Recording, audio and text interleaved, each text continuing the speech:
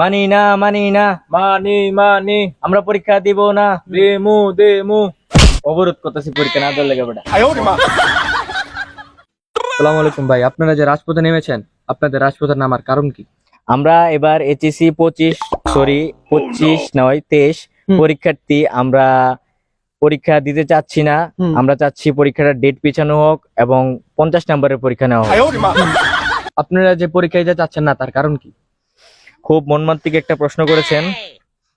এই মাস সুখের মাস, এই মাস বঙ্গবন্ধুর জন্মদিনের মাস, সরি এই মাস বঙ্গবন্ধুর মৃত্যুবার্ষিকী মাস।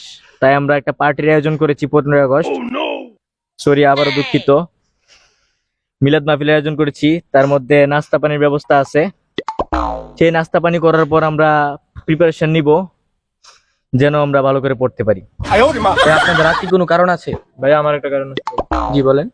ভাই মানি হ্যাঁ, সরকার যে হ্যাঁ, এই যে বৃষ্টি বাদল হ্যাঁ, মানি যে হ্যাঁ, মানে ডেঙ্গু যে হ্যাঁ, বৃষ্টির কারণে যে হ্যাঁ, মানে ভাই ঠিক আছে ভাই, আমরা বুঝতে পারছি যে আপনি এই ডেঙ্গু এবং বৃষ্টির কারণে আপনারা পরীক্ষা দিতে চাচ্ছেন না। হ্যাঁ আমি বুঝতে পেরেছি। হ্যাঁ। ভাই, আপনি কোন কলেজে পড়েন? ভাই আমি কুমিল্লা বিশ্ববিদ্যালয় কলেজে পড়ি ভাই। কুমিল্লা বিশ্ববিদ্যালয় কলেজ, কোন ডিপার্টমেন্ট? ভাই আমি তো ফুল কিনতে আসছি, দেখেন। কি ভাই, আপনি স্কুল কিনতে আসছেন মানে? জি ভাই জায়গা। ভাই আমাদের আরো কিছু দাবি আছে, সেগুলা হচ্ছে আমরা কিন্তু জেএসসির কারণে এসএসসি রেজাল্ট আনা হয়েছে, যার কারণে আমরা এসএসসি তে না পড়া পাস করছি। হ্যাঁ যার ফলে আমরা এইচএসসি তে আইসা কিছুই বুঝি নাই, ক বুঝি নাই, খ বুঝি নাই, বায়োলজি ফিজিক্স তো দূরের কথা, টেনে টুইনা পাস করছি। তো এটা একটা কারণ যার ফলে আমাদের সময় বাড়ানো দরকার।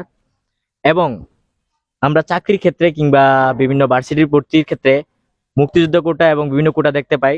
তো আমরা চাচ্ছিলাম পরীক্ষার মধ্যে জন্য মুক্তিযুদ্ধ কোটা দেওয়া হয় 20 নম্বরের জন্য, এবং 2 নম্বরে দেওয়া হোক টিকটক কোটা, যেটা মাস্ট বি দরকার।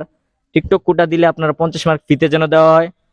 3 নম্বরে হচ্ছে যে আপনার যে নাস্তা পানি যারা করে তাদের জন্য 90% কোটা দেওয়া দরকার। তো এগুলাই আমাদের মূলত দাবি, আমরা এগুলাই চাই। আপনারা একটু সরকারকে জানিয়ে দিন।